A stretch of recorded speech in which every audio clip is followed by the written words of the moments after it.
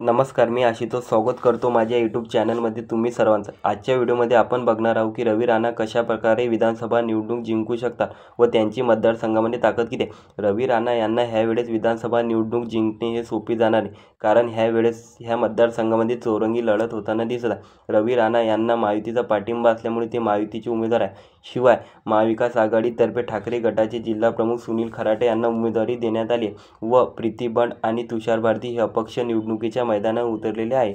2019च्या विधानसभा निवडणुकीमध्ये रवी राणा आणि प्रीती बंड यांच्यामध्ये लढत झाली होती, मात्र प्रीती बंड यांना पराभव स्वीकारावा लागला।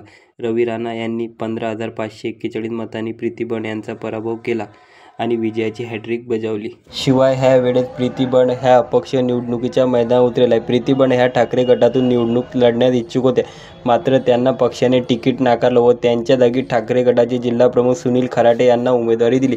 त्यामुळे प्रीती बंड ह्या नाराज झाले व त्यांनी पक्षाची बंडखोरी केली व अपक्ष फॉर्म भरला। प्रीती बंड आणि सुनील खराटे यांच्यामध्ये मताचं विभाजन झाल्यास याचा थेट फायदा रवी राणा यांना होऊ शकतो। तुषार भारती हे रवी राणा यांच्यासाठी घातक ठरू शकतात। तुषार भारती हे रवी राणा यांना मिळणाऱ्या मताला खिंडार पाडू शकतात, पण महायुती हे रवी राणा यांच्यासोबत असल्यामुळे त्यांना फारसं नुकसान होताना दिसत नाही।